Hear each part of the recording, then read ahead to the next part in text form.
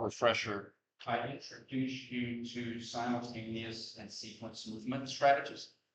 So in other words, when we do things at the same time, the bench press or squats, the advantage of that is for accuracy and strength, because you got multiple things rolling in the same direction, pulling in the same direction. So our example that we did on Wednesday was kind of one of those simultaneous things, right? We did the squat and we were showing how all of these different muscles can pull ankle, knee, hip, and it's all kind of a hydraulic, because you got it when you're doing simultaneous motion. We try to get you what I'm saying. If I'm just move my hips, fall back. And if I just move my knees, I'm going to fall forward. And so I have to move them in sync. And so having all those different muscles at all those different joints, helping to contribute by canceling out and summating is of use to us. Today, we're going to look at multiple joint muscles in a sequenced motion. So in other words, last class, we kind of talked about how in simultaneous motion, like the squat, you got one muscle shortening at one end, and then that same muscle would be lengthening at the other end to try to maintain as much elastic pull as it can, because you're trying to do this simultaneous motion. Today, we're going to look at a sequenced motion. What happens when you're trying to move a segment fast? So like you think about punting a football, right? You're trying to make the foot go fast to hit the ball so that the ball goes fast. So thinking of it, it's not similar to, or it's not the same as simultaneous, where you're going to have canceling out. There's going to be a summation, a sequence of summation of motion. Meaning, keep it simple, Campbell. Instead of having hip flexion simultaneously with knee flexion, I want to have hip flexion followed by knee extension.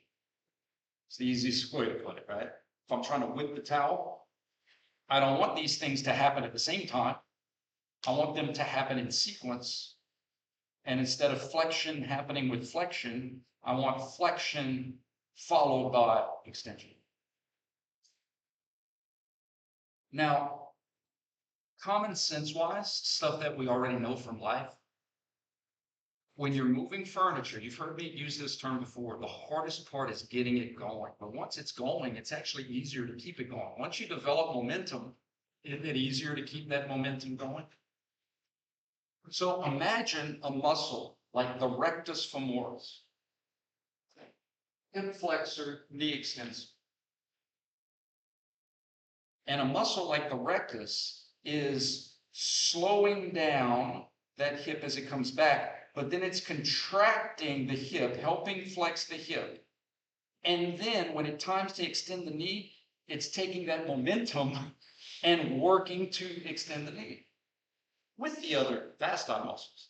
But the point is that in this case, we don't want to lengthen while we shorten. We want to shorten and then shorten. We want to take advantage of that momentum, and we want to contract at the hip and then contract at the knee. Does that make sense? What speeds up must slow down. So let me ask you this. If a football player, soccer player, most likely, not to say there's not exceptions to the rules, but most likely, if they're going to pull a hamstring during a punt, it's not the gas muscles, it's the brake muscles. You can kind of visualize this, like somebody doing this, pulling something in the back. How often do you ever take your car in to have the gas pedal fixed? And it's the brakes. The brakes is where there's friction. The brakes is where there's damage. Okay. Now we just did the gas part with the rectus, speeding up the hip flexion and then maintaining its contraction momentum to speed up the extension along with the other SI muscles. But let's think of the muscles who would slow you down. The hamstrings would slow down the hip, and then the hamstrings would also slow down the knee. So in other words, the rectus would be doing this followed by this. The hamstrings would be doing this followed by that. Being pulled apart, being lengthened, breaking that hip flexion.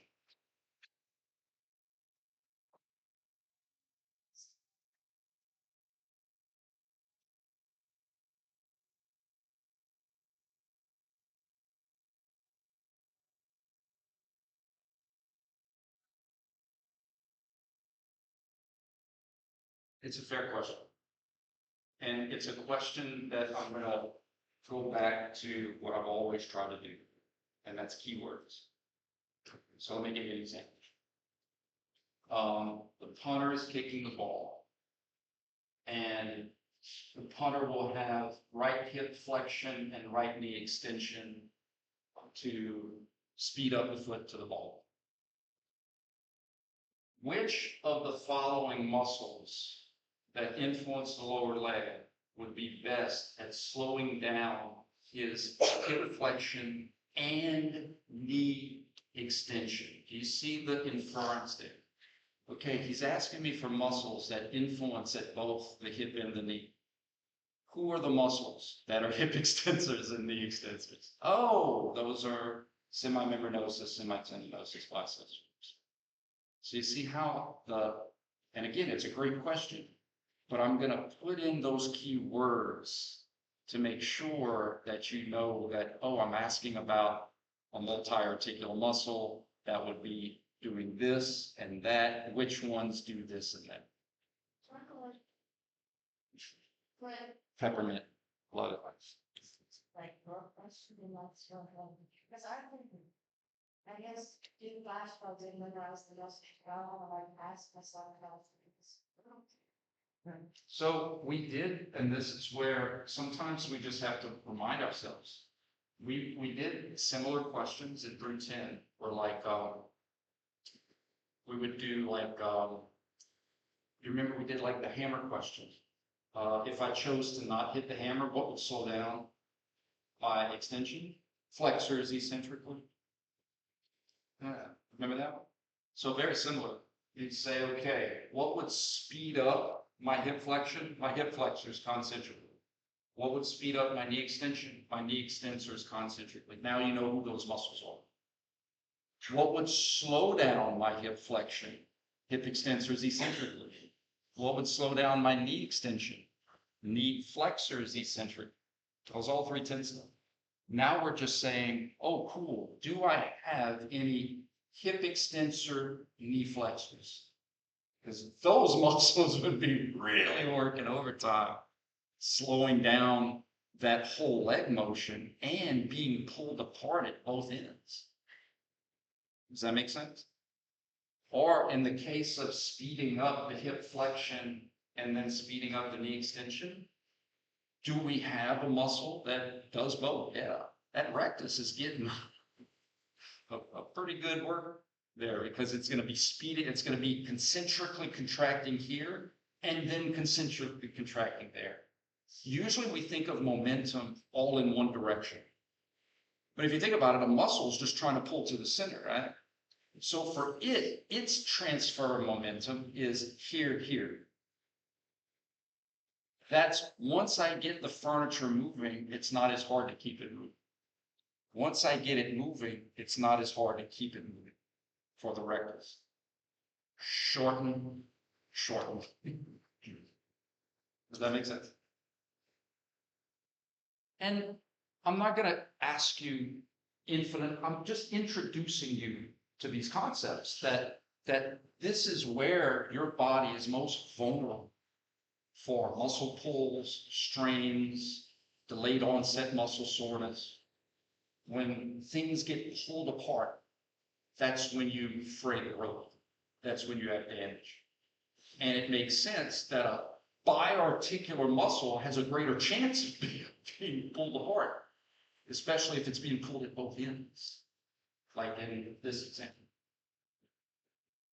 So I wanted to give you the simultaneous examples first, and then the sequenced examples next.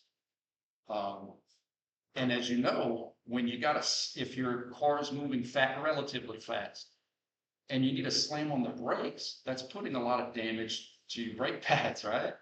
So it's very similar. Like when you're moving fast, whether it's shoulder or hip, what speeds up must slow down. And when you're moving something fast and you got to slam on the brake, it's putting a lot of wear and tear on your brake pads. Whatever those muscles are that are slowing down that motion by being lengthened.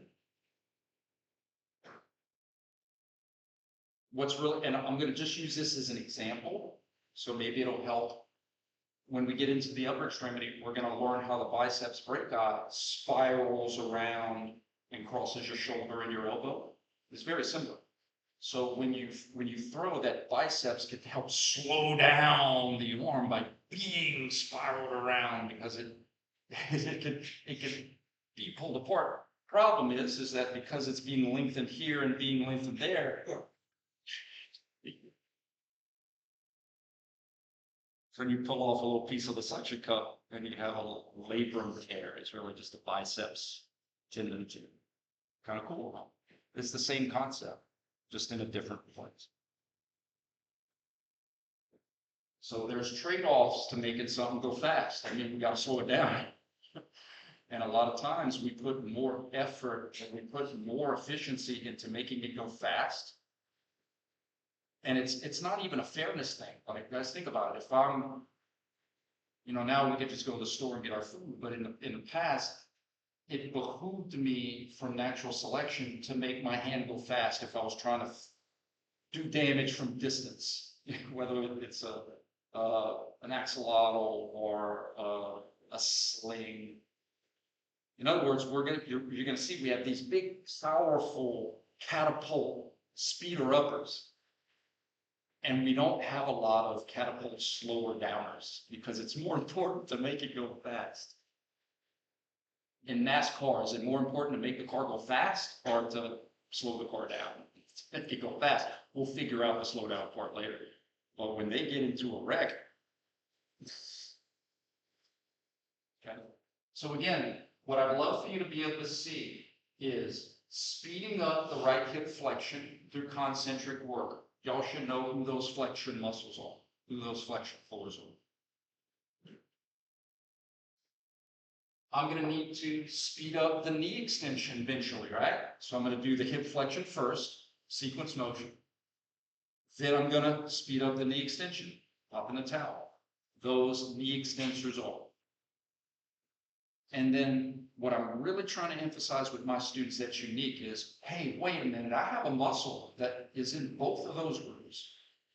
I have a muscle that's going to be a hip flexor concentrically to speed up the hip, and then be a knee extensor concentrically to speed up the foot.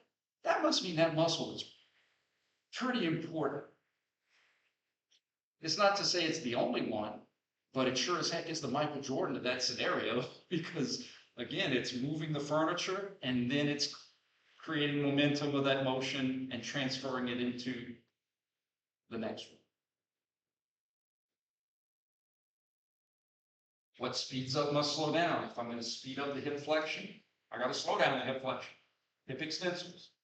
If I speed up the knee extension, I got to slow down the knee extension. Knee flexors. Whoa, hamstrings are hip extensors and knee flexors. So for them, they're going to be working extra. And again, that's how in this case you would pull a hamstring by kicking the ball. It's not from the gas, it's from the brake.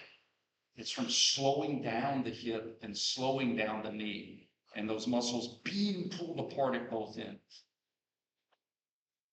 So that's how, does that help answer how I would ask? It would still come down to muscles and the emphasis of which of the following would be most involved in slowing down the hip and the knee? Right? Or which of the following would be most involved in speeding up the hip and the knee? And so I would plant that seed to you that, oh, he's asking for a hip flexor and a knee extensor.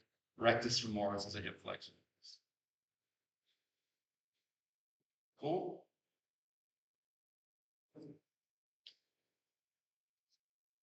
Great questions.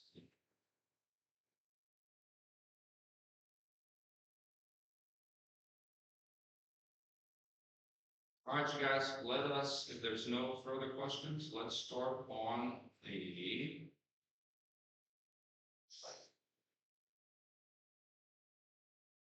ankle and subtalar.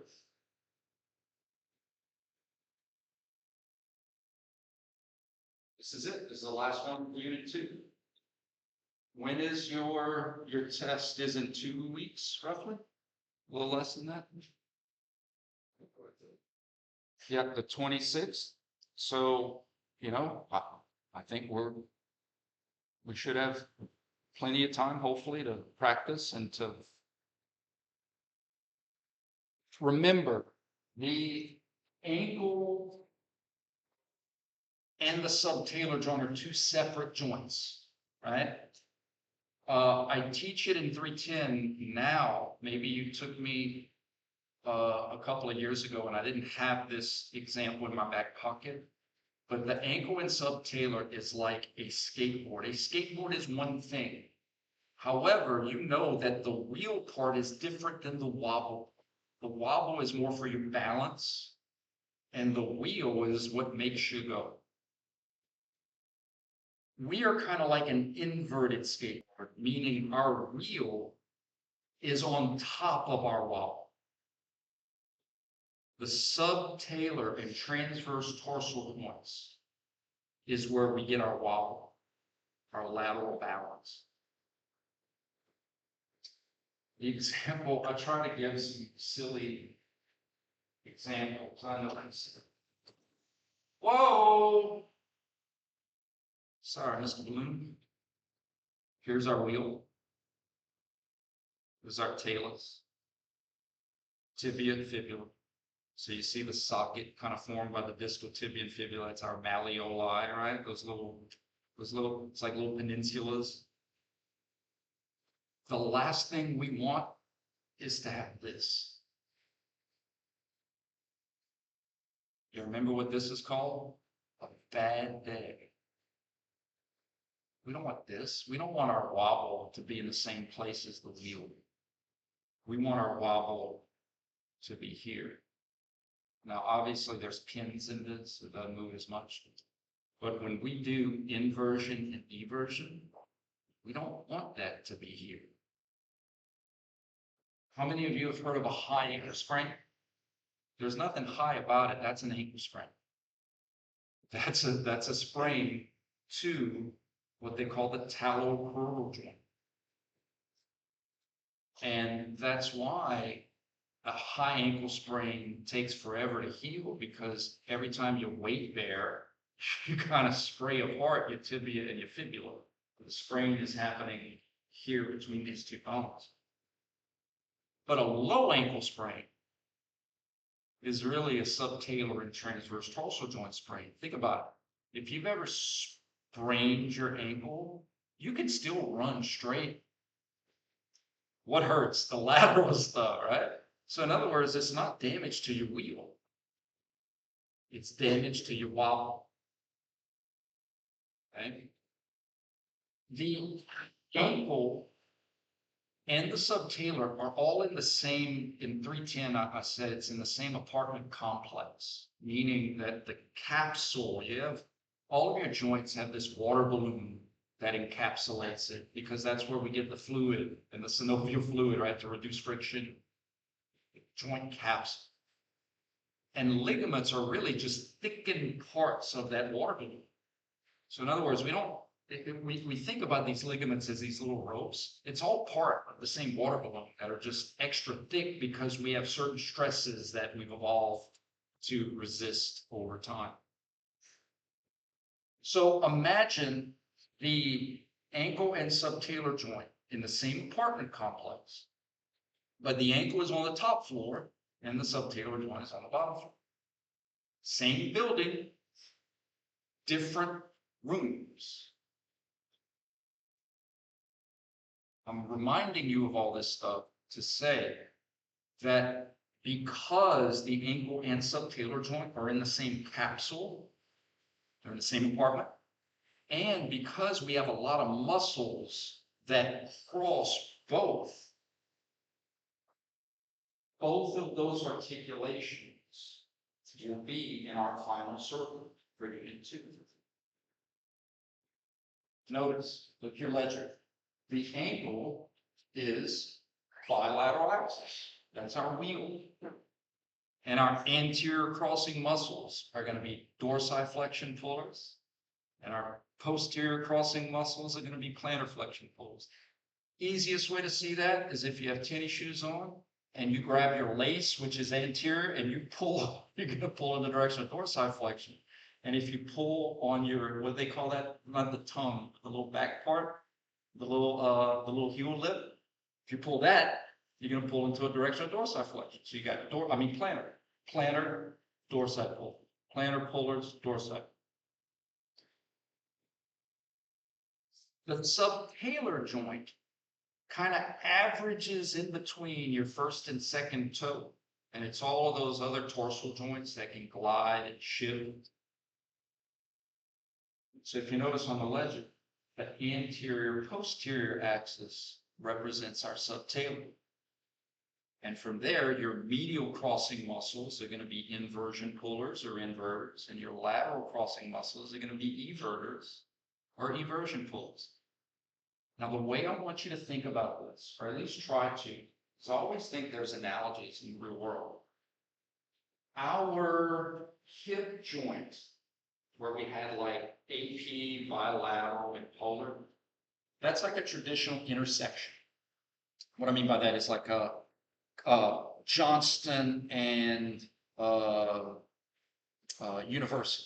In other words, I could stand in the middle and literally be in two different roads.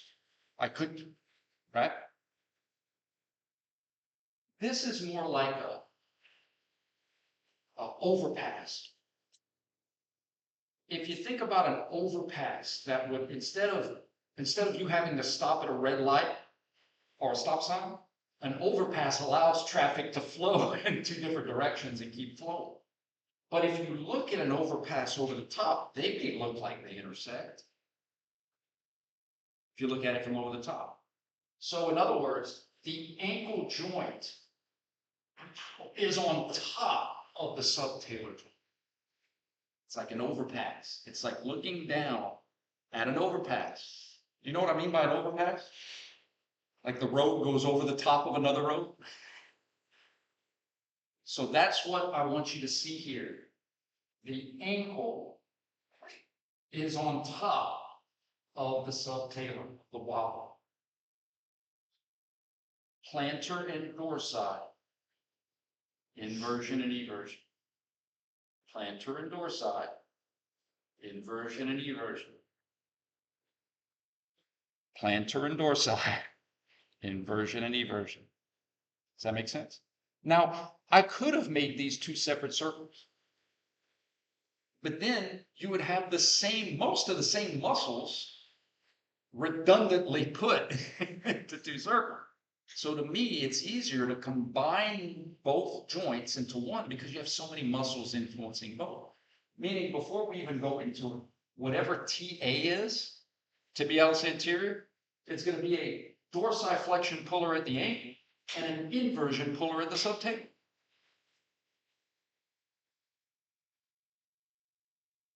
Whatever this is, peroneus brevis, is going to be a plantar flexion puller at the ankle and an eversion puller at the subtalar. Make sense? Guys, it's hard. I know, because our whole lives we've been talking about ankle. And I'm not telling you, you got to correct your mimon your papa, your mom, your dad, your cousin, your uncle. But we need to know that the wheel is happening in a different place than the wall. That's important for us to know. Yeah. What's the legend correcting because an ankle is resurrection of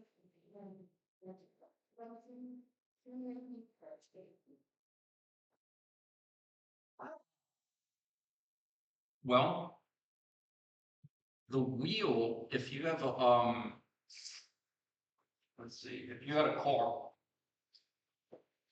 and let's say your wheel of your car rotates like this, the axle would actually be perpendicular to it, right?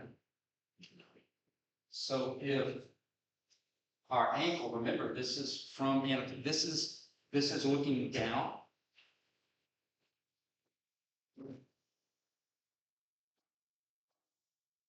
So if this is my wheel, my axle would be here.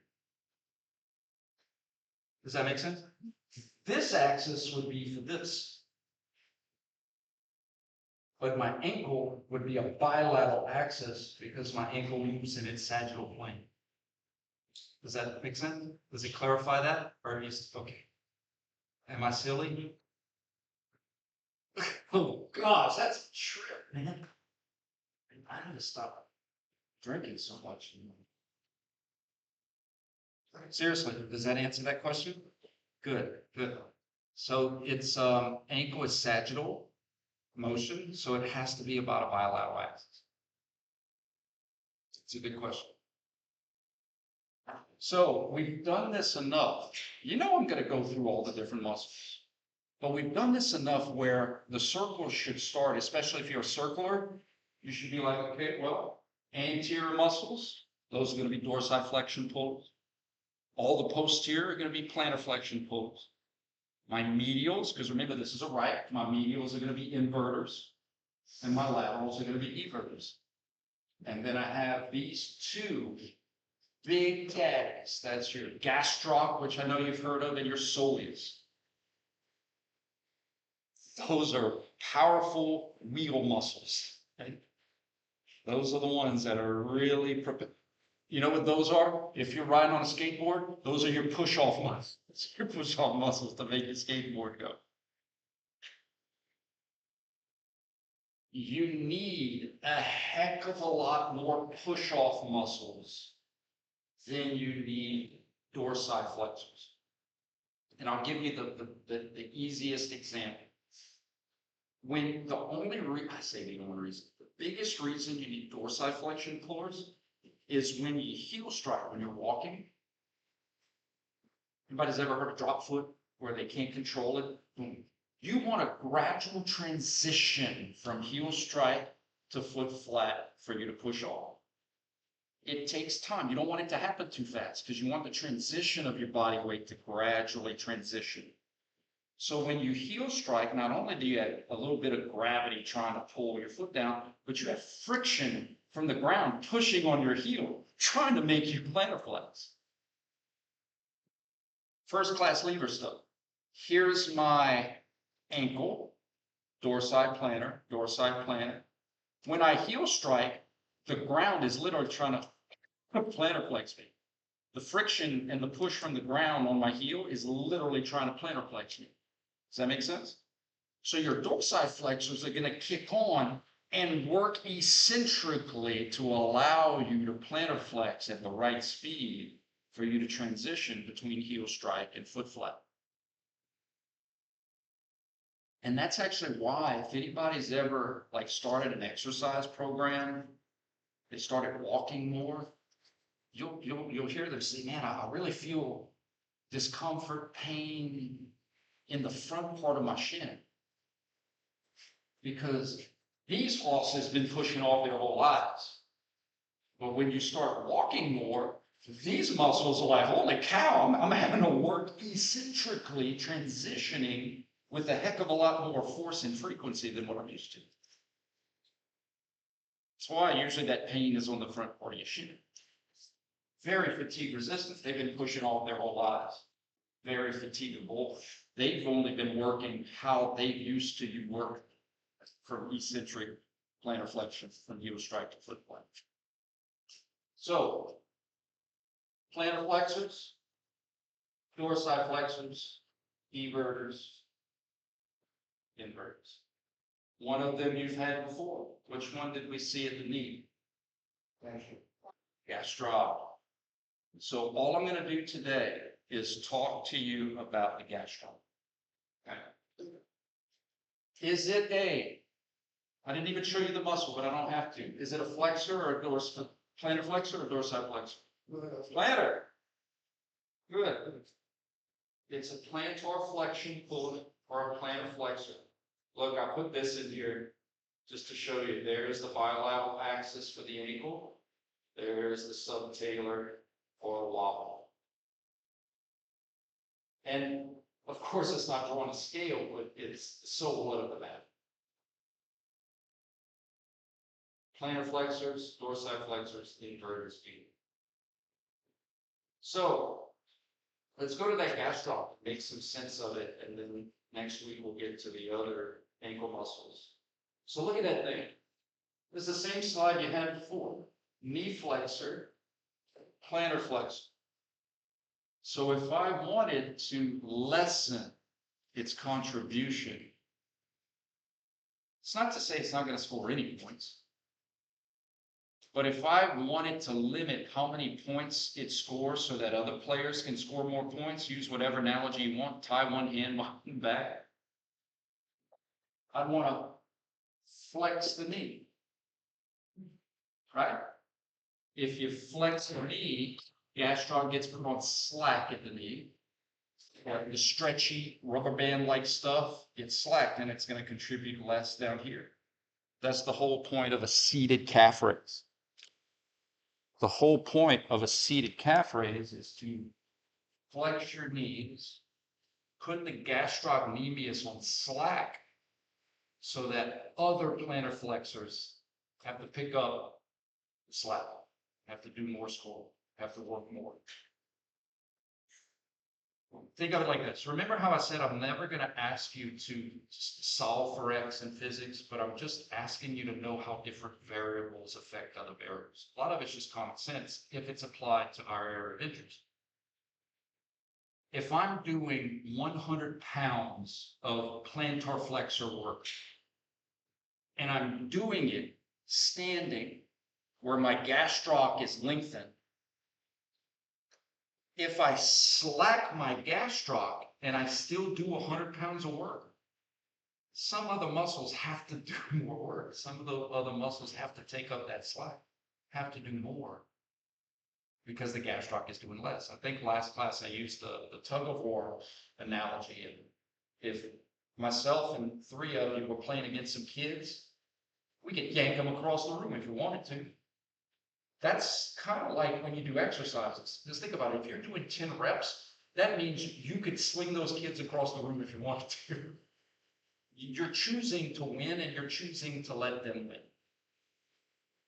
So if all of a sudden me and 3 of you were pulling and we know we have to pull with the right amount of force to influence the motion, and then all of a sudden I say, hey guys, I'm sorry, I got to tie my shoe real quick, and I let off. You kind of have to pull more. It's kind of what we're talking about. So the gastroc being a knee flexor, plantar flexor, its length can be influenced at the knee and the ankle.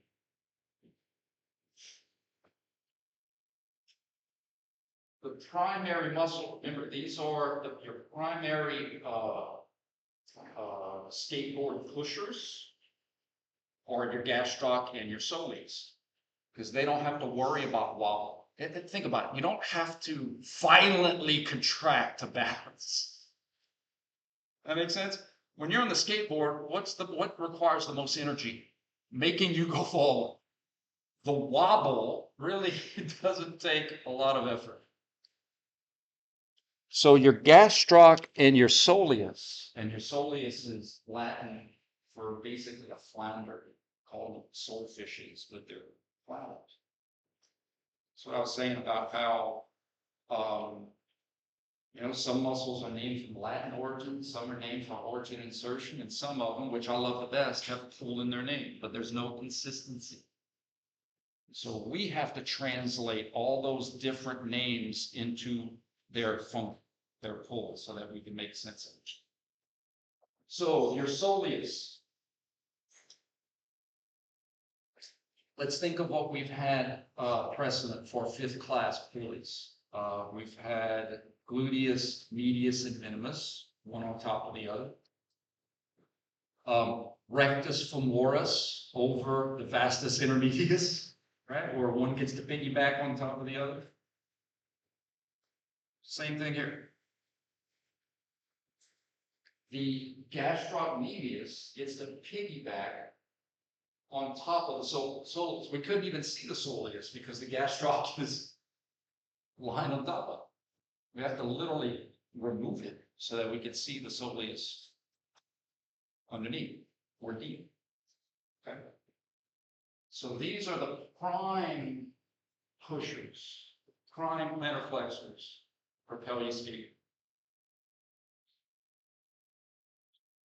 So when the gastroc is on slack at the knee, that's why that exercise would work more the soleus. Now it works your other plantar flexors too, but because this is kind of the biggest, that's why I think people just default to this would be a soleus exercise. Now let's also, and again, this is going to be the only two muscles I talk about today. Let's get into stretching. Your joint range of motion, any joint, elbow, knee, hip, shoulder, there's three classifications of ending your range of motion. Not rocket science, just kind of makes sense. Bone can smack up against bone. It's called a hard end point. The end of your elbow extension is because a bone gets up against the bone.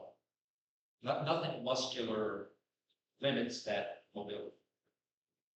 Another one we call a firm end point, where it's like ligaments or muscles can end your range of motion. It's like your end of your knee extension isn't because of bone, it's because of ligament. That's why if you hyperextend, you pop your ACL because your ligaments are preventing you from going further.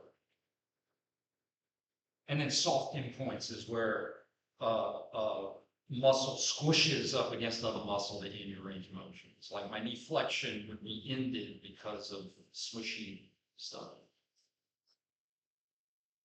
We've already established that my muscles can end my range of motion prematurely.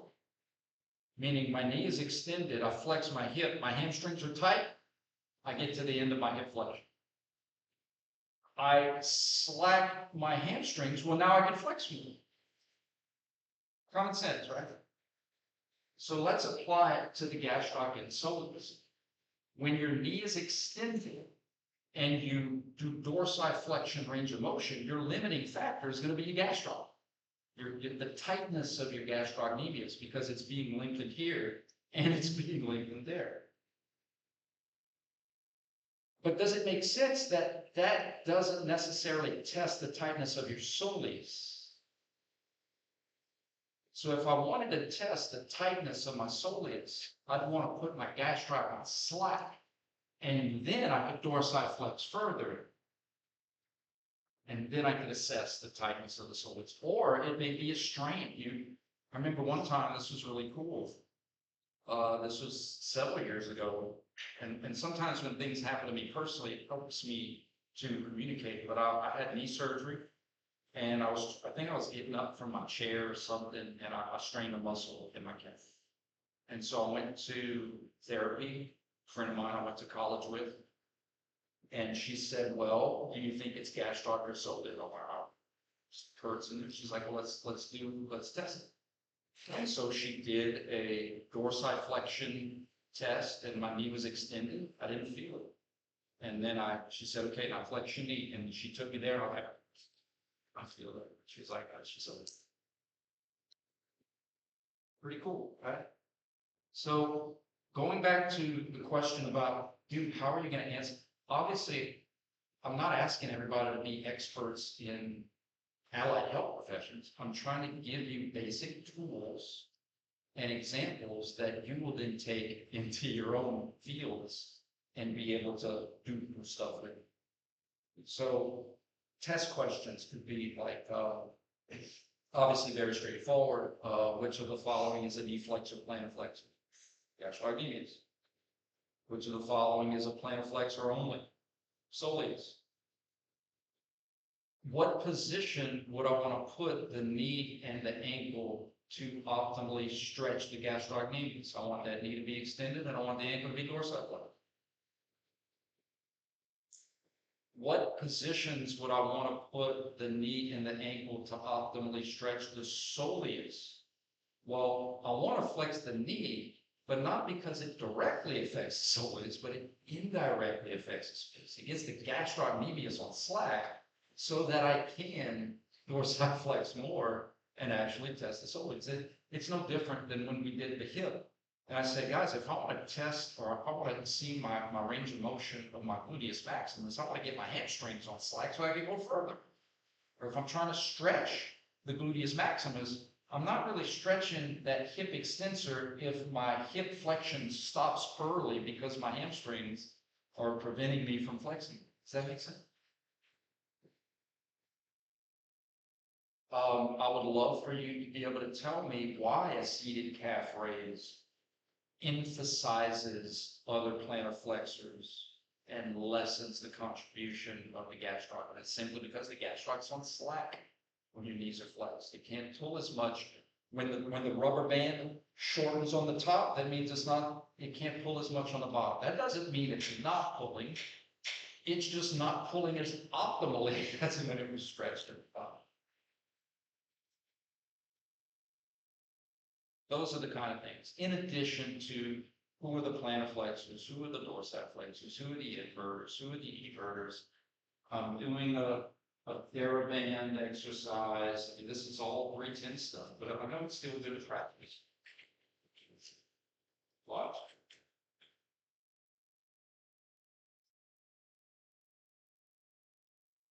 See if we can find something that does them all.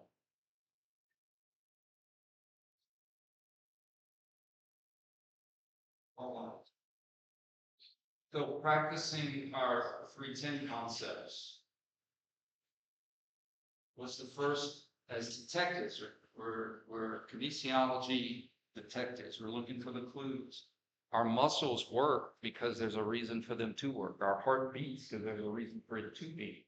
If we can see what the TheraBand is trying to do to us, don't pay attention to the arrow. That TheraBand is trying to do what? To the wobble. Absolutely. It's trying to evert. So you need muscles that are trying to invert you. Now, it doesn't matter that this is a left leg. It's the same muscles. It's just a mirror effect, right or left. So once you identify I need inverters on the left, you can still refer to a right-sided circle to say, who are my medial crossing muscles? Because the same muscles that cross medial on the left are the same on the right. So I would need inverters. Your circles will be able to help you to see that's my tibialis anterior, extensor hallucis longus, tibialis posterior, flexor hallucis, flexor digitorum. But you could also do it by lists. You could also do it by learning the picture, just seeing it. I don't care. I just know, though, that sometimes certain views are limited from other views. You can't see all 3 dimensions in a fixed 2-dimensional image.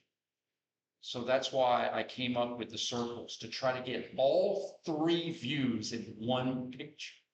That's really the elegance of the circles, is that it gives you 3 dimensions with one 2-dimensional picture. But again, I'm never going to say draw a circle for points. It's a tool that you can use to help see whole. Left to right, concentric, inverters working concentrically. Right to left, inverters working eccentric.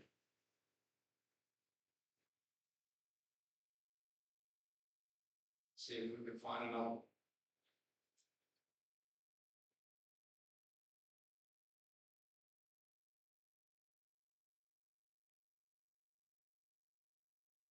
Okay, let's do the arrow is representing the motion. So in other words, the arrow is just saying, hey, I'm going from left to right. So do I need plantar flexors or dorsiflexors? Outstanding.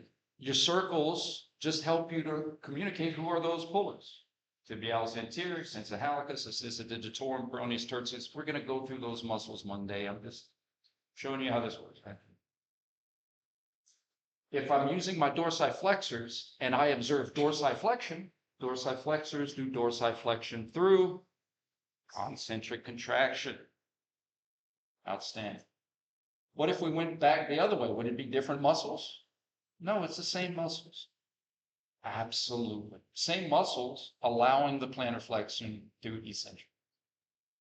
All right, let me ask you this analytically. Knowing what I've been teaching you about breaking, the breaks, eccentrics is where damage happens because things are being pulled apart. Where do you think there would be most likely to have damage, from left to right or right to left? Absolutely, the eccentrics. Now, I'm not saying there's going to be damage in this exercise, but it's through the eccentrics when things are being pulled apart. You take mozzarella cheese, you don't tear it by smushing it together, you tear it by pulling it apart.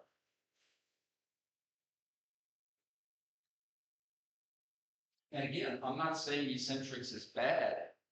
It can be bad for a couple of reasons, but it can be good. Gradual damage leads to inflammation, which leads to your body going and rebuild it. And over time, it'll rebuild it stronger than what it was, right? But as a rule of thumb, I was an athletic trainer for years. My wife was a personal trainer for years. When you're working with clients, they're not all going to be athletes. They're not going to all be young, motivated, and can heal fast. We have to also take into account retention. And this is maybe important for you personal trainers out there. If you take someone and you're doing a session with them, and the first day you're like, I'm gonna work them to death, and they can't get up the next morning, is that more likely or less likely they're gonna come back to see you? So we just have to take that into consideration, right? All right, guys, you have a good weekend. I hope y'all learned something today.